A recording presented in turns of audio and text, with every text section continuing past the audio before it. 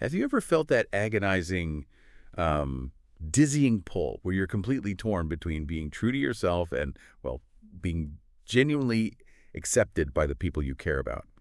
Not just, tolerated, not just managed, but like truly accepted. What dream have you maybe silenced? What passion have you pushed down, hidden away because it didn't quite fit your family's definition of success, or maybe even their very specific definition of safety? We spend a lot of time in these deep dives exploring attachment styles and how those styles shape the way we negotiate belonging in our relationships. For some of us, that negotiation involves compliance-like, doing exactly what we think we need to do to avoid rejection. Right. For others, it might mean distance pulling away quickly to protect our maybe fragile sense of autonomy. But the crucial question we are posing today is, what if those negotiation patterns aren't just interpersonal issues, between you and a partner? What if they are inherited, carried through generations, lodged deep in your body, acting as unchosen yet intensely felt rules? Welcome back to the Deep Dive. This analysis is really a cornerstone of our Selfie Seeker series, where we use cinema as a profound mirror to explore the inner landscape of attachment styles. For listeners who might be new to our perspective on attachment theory, the foundational concepts like secure, anxious, avoidant, and fearful avoidant, we strongly encourage going back to our foundational discussion on closure. That's where we really laid out that essential groundwork. Today, we are immersing ourselves in the vivid, emotionally complex world of the Pixar film Coco from 2017. Our guide is the profound analysis offered in Helen Muduba's article, which dissects the film through the combined lenses of family systems, ancestral inheritance, and personal sovereignty. Our mission, really, is to demonstrate how a visually stunning story about crossing into the land of the dead on Dia de los Muertos is actually an urgent discussion about healing deep family wounds, reconciling ancestral mandates, and what the true generational cost is of living your authentic truth when belonging feels utterly conditional. Yeah, and I think the reason this story resonates so globally, regardless of your cultural background, is because it taps into this universal need for remembrance. You see it crystallize during what many cultures call the thin veil time. I mean, look around the globe. When the celebrations of Halloween are winding down, many traditions remain intensely focused on honoring the departed. In Mexico, of course, we have the vibrancy of Dia de los Muertos, but we also see it in Japan during Obon, a time when they actively invite the spirits of ancestors to return home. China observes Qingming, or Tomb Sweeping Day, a ritual dedicated to tending graves and honoring forebears.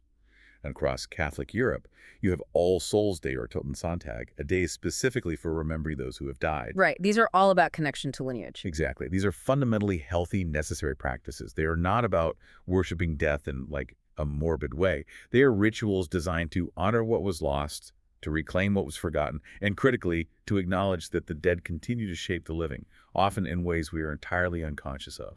And that is precisely where Mudeba's article takes us deeper than just, appreciating the beautiful cultural display of Coco.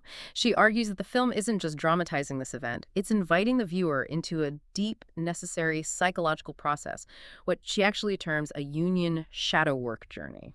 Okay, now that's a dense phrase. For those who maybe aren't steeped in Jungian theory, can you unpack what you mean by a Jungian shadow work journey, especially applied to, a family film? Absolutely. Think of shadow work as the necessary process of acknowledging and integrating the parts of yourself, or in this case, the parts of your family system, that have been exiled, denied, or rejected, pushed away, basically. Okay, the rejected parts. Yeah. And the union part signifies that this integration isn't just personal, it's happening at a collective level. The individual, Miguel in this case, is descending into the shared darkness, the shared unconscious patterns of his lineage. In the film's narrative, the land of the dead is a, let's say, symbolic representation of the family's collective unconscious. Or, if you view it through Miguel's eyes, it's his own inner landscape. The journey itself is the requirement for wholeness. Right. Miguel is crossing that thin veil, taking that descent, because he's trying to reclaim a silenced, forbidden piece of his own psyche. His music, which is also a silenced piece of the family's history. It's fascinating how the film makes the mechanics of memory and connection so concrete, so visual. It sets up this relational architecture that governs the entire system. It really does. Consider the rules established right away in the film's world. That the ofrenda, the family altar, it isn't just decoration. It acts as a sacred, tangible threshold space, actively inviting ancestors to return. It's like a doorway. Exactly. And the family makes the rules very clear to Miguel. The photos are the literal bridge. Remember the line, if we don't put them up, they can't come. It's that direct. Yeah. And the marigold petals, that visible fragrant path, they are the psychological guideposts, really, meant to direct the conscious return of the ancestors. It's all very deliberately laid out. So if the land of the dead is the collective unconscious, then the inhabitants, the skeletons and spirits, they aren't just spooky characters for Halloween vibes. They depict how ancestral patterns, these old rules and beliefs, continue to constrain the living Rivera family, even 4 generations later. Precisely. Everyone Miguel meets down there represents an archetypal encounter. It's like he's meeting different aspects of his own conflicted psyche. He encounters the protector, Imelda, who fiercely guards the family's pain and the rule. Right, the original source of the rule. He meets the lost artist Hector, who embodies the exiled dream, the creativity that was cut off. And he meets the illusionist Ernesto de la Cruz, the embodiment of the false hero fantasy, the seductive power of fame over substance. And the courage required in this hero's journey is profound then. It's not about fighting monsters in the typical sense. It's about integration. Miguel has to transcend the fear of the eerie imagery, the bones and the spirits, and recognize that he must descend to integrate the forbidden piece of himself that the family system rejected for its own survival. It's the courage to face the inherited shadow, essentially. Okay, let's unpack where this whole system of silencing came from. Because the central conflict of the Rivera family, it really hinges on that single absolute command, Right. no music. It's so definitive. The rule has a very specific origin. Mudiba calls it a founding trauma. It was Imelda's abandonment by her musician husband.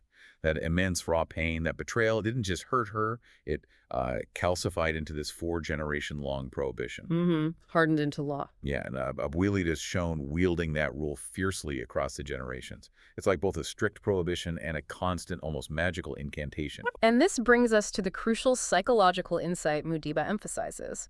The rule, however harsh it seems, was not born out of conscious cruelty. It was the family's rigid boundary, a kind of protective adaptation. Okay. Imelda banned music, not necessarily to punish her descendants, but from her perspective to protect them from the kind of pain, the abandonment that she endured. It was her version of love, designed to ensure, this specific agonizing pain stops with me. It becomes a deeply entrenched safety mechanism. But the protective adaptation, which, might have been helpful for Imelda to survive the initial trauma, becomes this rigid generational structure that ultimately strangles life and creativity. Yeah. So what is the cost of that specific type of inherited protection? Well, the cost is wholeness. This protective spell, as Madiba might call it, shapes the family's entire emotional and, interestingly, professional economy. They make shoes. Right. Grounded, practical. Exactly. Shoes are practical, grounded, tangible, necessary. They are the complete opposite of music, which is seen as ethereal, transient, emotional, and crucially risky. So music becomes the family's exiled shadow. It's the unintegrated part of the collective psyche that has to be pushed into the darkness to ensure survival, or what they perceive as survival. That makes sense. When a family exiles a quality like that, whether it's, emotional vulnerability or maybe financial ambition or artistic expression like here, that exiled quality doesn't just disappear, it just goes underground. Yeah, like Miguel's attic shrine. Precisely. And then the entire system exhausts itself, maintaining the illusion that that part doesn't exist or shouldn't exist. That's the generational cost of that kind of rigidity. It takes energy to keep things suppressed. And the rule is so deeply embedded that it persists even across the threshold of death, doesn't it? When Imelda attempts to give Miguel her blessing to return to the land of the living, it comes with that devastating non-negotiable condition. And to never play music again. Yeah, that moment. That moment just underscores that Imelda's original attachment wound, her deep fear of betrayal and abandonment, is still actively policing belonging from beyond the grave. It makes the blessing feel more like a test of compliance rather than an act of unconditional acceptance or love. And this highlights the critical insight from family systems theory that Mudiba brings out. Miguel rebels against the content of the rule. Okay? He chooses music over shoes, but unconsciously he preserves the structure of the rule. Wait, hang on. If he rebels, how is he preserving the structure? That sounds contradictory. It does, but think about it. He is still desperate for a parental figure's blessing, right? He just transfers that profound need for external approval and permission from Abuelita and Imelda, who consistently said no to Ernesto de la Cruz, the fantasy father figure he desperately hopes will finally say yes. Ah, okay. I see. He's changed the identity of the authority figure he's seeking validation from, but he hasn't broken the underlying structural pattern of seeking permission to exist authentically. The need for the blessing remains central. That's a really powerful distinction. Right. So is every act of defiance just another form of seeking approval then? How can you tell the difference between like true autonomy and just simple reaction? That's the heart of the matter, isn't it? Simple reaction is often when you do the opposite of what your family wanted, but you spend all your emotional energy making sure they know you did the opposite. Or maybe you are still secretly deep down hoping for their eventual acceptance or understanding. Right, it's still about them. Exactly. True freedom, or what we might call autonomy, arrives when you stop organizing your choices entirely around their approval or their disapproval.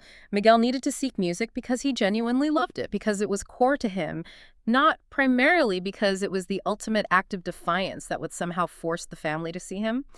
Making that distinction is essentially his entire journey in the film. This analysis moves us directly into the realm of attachment dynamics then, applying the theory not just to, say, romantic partners, but to the entire architecture of belonging within the family system itself. Attachment theory, as we've discussed before, describes how we negotiate that constant tension between autonomy being yourself and connection remaining included, part of the group. In the Rivera family system, the core message, enforced by 4 generations, is chillingly clear. Your identity is acceptable only insofar as it conforms to the pre-approved family rules. Love feels entirely conditional on behavior. And the terror that underpins this conditional love is perfectly externalized, made visible by the idea of being taken off the ofrenda. Oh yeah, that's terrifying in the film. It really is. Hector faces the ultimate attachment fear, the final death.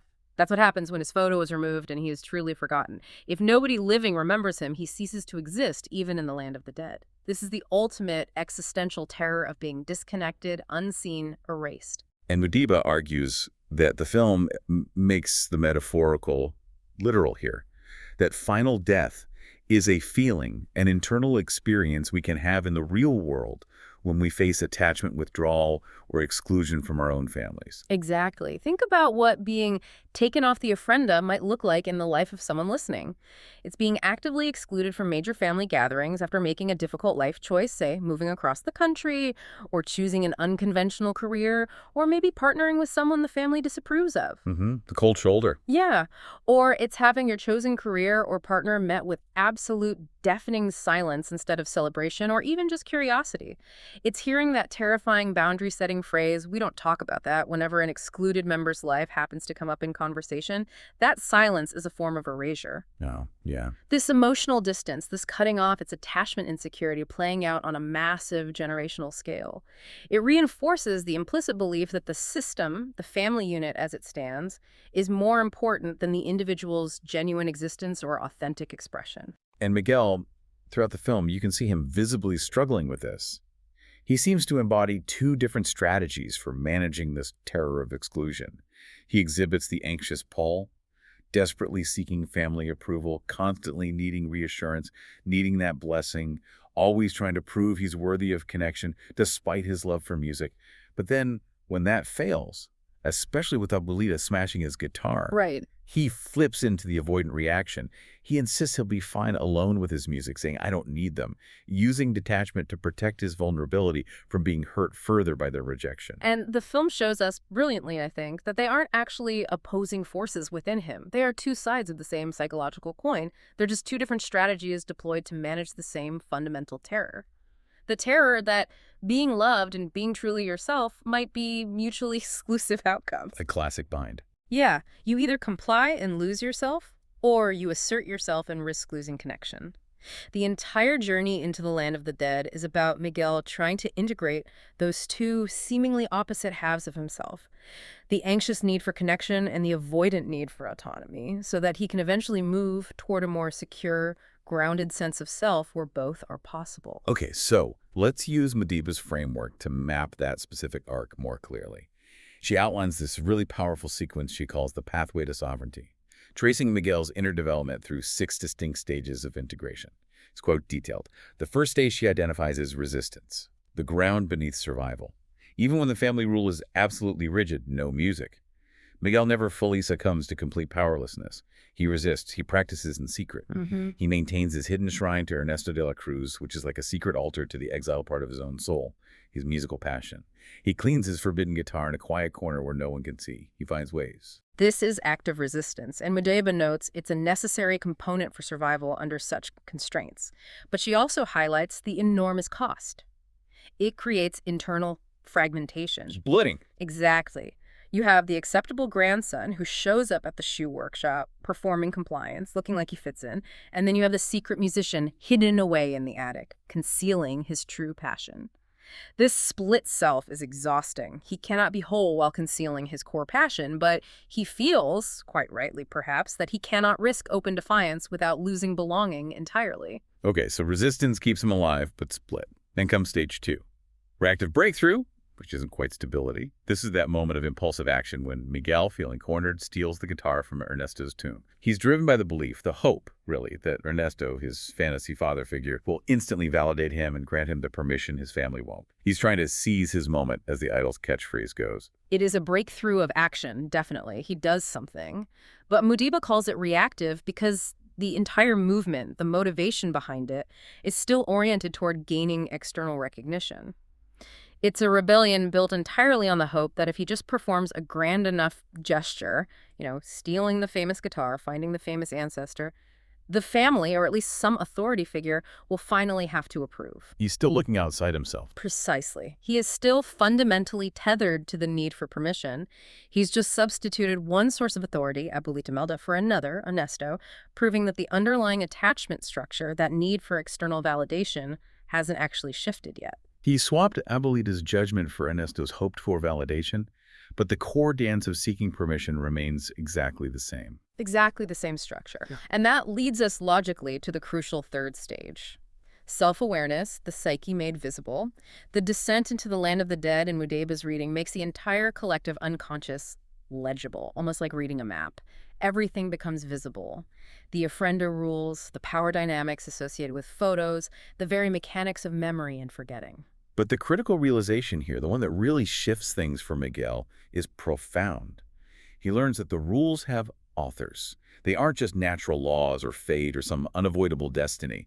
They were decisions made by people. Yes, this is huge. Imelda made the original rule out of her pain and fear. The subsequent family system made the collective choice to erase Hector's memory to uphold that rule. They weren't inevitable. And this is the moment where we can connect directly to the listener's own internal life, right? That specific tightness you might feel in your throat or your chest when you consider a path that contradicts your family's known history or expectations. That's often not genuine intuition warning you away from danger. What is it then? That's very often an internalized family boundary. It was installed so young, learned so implicitly, that it feels like it's coming from inside your own identity, like it's your voice. Wow. Self-awareness in this context means learning to distinguish between, I genuinely don't want this for myself, and my family system implicitly says people like us, whether that's artists or travelers or entrepreneurs or whatever the forbidden thing is, don't do this.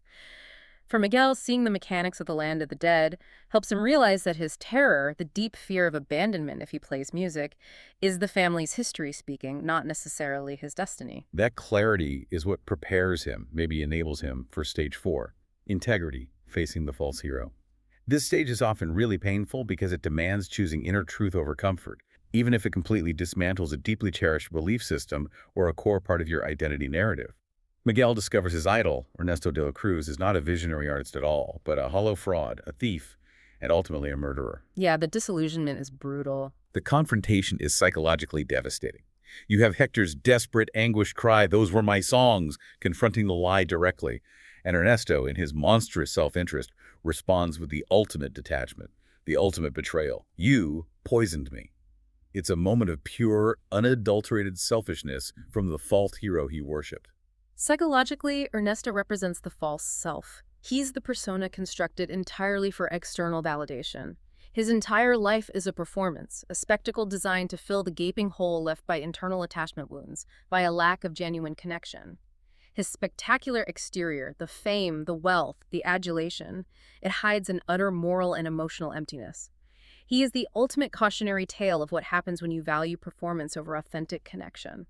But Medeva points out something else crucial here. Yes, integrity doesn't just mean exposing the false hero outside of you. It also means Miguel must face his own complicity in upholding the illusion. How was he complicit? He wanted so desperately to be special by association, to have a famous, celebrated ancestor, that he ignored all the warning signs about Hector. He dismissed Hector initially. He chose the comfortable, glamorous fantasy over the difficult, messy truth represented by Hector. Integrity arrives when he stops performing, stops needing to be special by proxy, and starts acting from his own aligned, authentic values. He chooses Hector, the lost truth and genuine connection, over Ernesto, the glorious lie and toxic performance. And that courageous choice leads directly to stage 5, wholeness, integrating the split. This is where the exiled parts of the psyche, the parts pushed into shadow, are finally brought home. It's symbolized by that incredibly moving, ultimate act of connection. Miguel brings Hector's photo back across the threshold into the land of the living and sings "Remember Me" to Mama Coca. But the nuance here, as Mudiba highlights, is absolutely essential. He doesn't sing the grand, bombastic, performative version Ernesto made famous. No, he sings the lullaby. He sings the intimate, authentic version, the lullaby written specifically out of love for a daughter. That shift from performance back to presence, to genuine feeling, is the key to the integration happening. And it works. It does.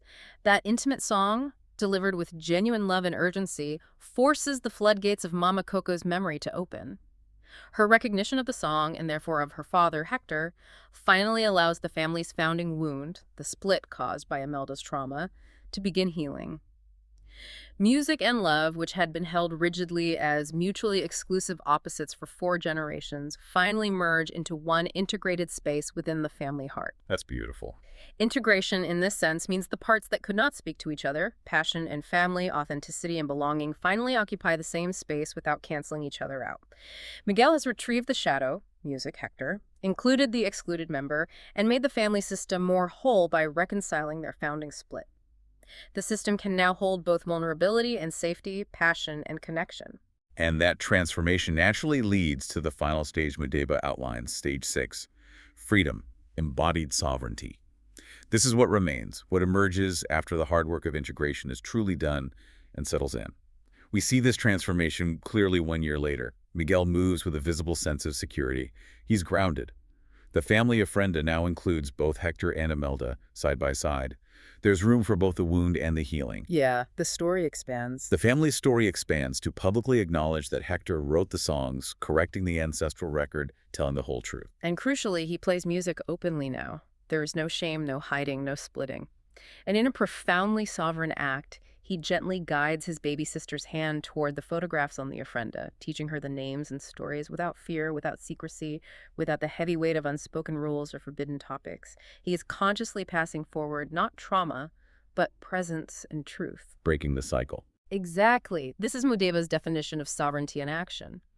It is the grounded ability to honor where you came from, recognizing both the trauma and the love, the limitations and the strengths, while consciously choosing where you are going. It's achieving connection that doesn't cost you yourself. True belonging, the film suggests, requires being seen fully with all your music and all your passions, not just quiet compliance. That journey Miguel undertakes is so clearly the archetypal underworld descent, but Diva adds another fascinating layer to it, suggesting the cenote scene is like the underworld within the underworld. Can you explain that? Yeah, she points out that when Ernesto violently throws Miguel into that dark sinkhole, the cenote, that moment is the psychological death-rebirth threshold. Miguel plunges into darkness and water classic symbols of the unconscious, of baptism, of return to the womb. It's in that moment he loses his idol completely, loses his fantasy of being special by association, and loses his naive understanding of the world and his place in it. He has to experience a kind of psychic death, doesn't he? A death to the identity he was clinging to, the false descendant of the great Ernesto de la Cruz, to become who he actually is, Hector's great-great-grandson. Absolutely. Transformation often begins in that wet, literal darkness at the absolute bottom. It is only when the false mask has completely fallen away and Miguel is utterly alone, seemingly powerless, stripped of his illusions, that Hector, representing the true lineage and the genuine imperfect connection, finds him.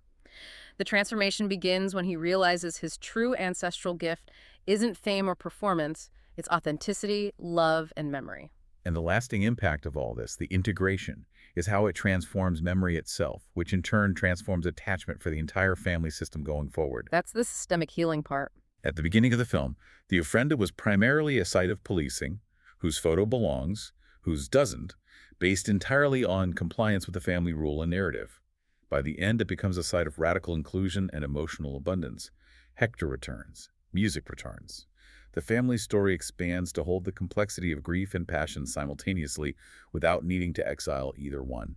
And this reveals the great paradox of belonging that Miguel's journey illustrates so powerfully, and perhaps the one we most need to take home for ourselves. Sometimes the fastest way to actually lose your family, or at least to feel alienated, resentful, and utterly exhausted within it, is to keep pretending to be who they need you to be, to keep performing compliance. Wow, say that again? Compliance is often a cheap and ultimately exhausting replacement for genuine connection. It substitutes performance, being the good son, the dutiful daughter, for genuine, messy, authentic relationship. And performance, sustained over years, eventually leads to emotional bankruptcy, to resentment, to feeling unseen. Miguel's story shows us that sovereignty, being true to yourself, and belonging do not have to be opposing forces, even if it feels that way sometimes. The path toward secure connection, paradoxically, is paved with truth. The courage to be seen fully, to remember accurately, even the painful parts, and to be present, flaws, guitars, passions, and all. The family ultimately chose relationship over the rigid, self-protective rule, and that collective decision is where the real healing truly begins for everyone. So as seekers, using external stories like Coco as internal mirrors, Mudeba's analysis reminds us you don't need to physically cross into the land of the dead to encounter these dynamics. The unspoken rules, the inherited fears, the exiled parts, they live right here in your body. Oh, so? They live in that specific recurring physical tightness you might feel, or in that subtle nagging voice whispering, people like us don't do that, or we don't feel that, or we don't choose that path. Those are often the echoes of the family system. So we invite you, the listener, to consider your own internal ofrenda, your own hidden inner landscape, using the powerful questions that Miguel's journey raises. What unspoken rule, maybe never even voiced, shaped who you felt allowed to be, or what profession you felt allowed or encouraged to choose? Where in your life does obedience still feel like love's only acceptable shape? That's a big one. Which ancestor, literal or symbolic, maybe even a figure you admire or feel strangely connected to, seems to hold the exiled gift or dream that have been unconsciously carrying, perhaps, for the entire system, and maybe most tangibly?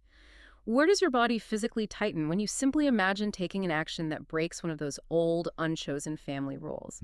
What happens inside? Coco shows us so vividly that remembrance is not merely an act of piety towards the past. It is an active process of deep personal and generational healing in the present. To truly honor what came before, the trauma, yes, but also the love, the resilience, the forgotten dreams, is the ultimate way to free what can come next in your own life. The question isn't really whether you carry family patterns. You do. We all do, inevitably. The real question, inspired by Mudeba's insightful work on Coco, is whether you are ready to see them clearly, perhaps for the first time, to integrate them consciously into your awareness, and then finally, to choose to live from a place of embodied freedom and authentic connection. If you'd like to explore these embodied patterns more deeply, we do have a complimentary resource available for you on our website. It contains an embodiment meditation focused specifically on belonging, designed to help you integrate whatever arises for you when you reflect on these sometimes difficult family patterns. You can also explore the guided journal, Your Path to Rooted Freedom, Staying Connected While Becoming Yourself, which offers more prompts for this kind of inner work. Join us for the next deep dive, where we'll unpack another film as a mirror for your becoming. Until then, keep seeking the truth hidden within the stories all around you and within yourself. The screen tells their story, but the echo is ours.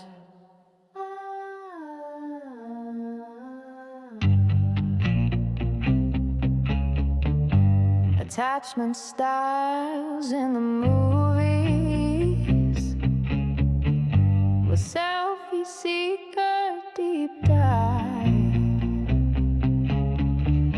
because through their stories you can uncover your own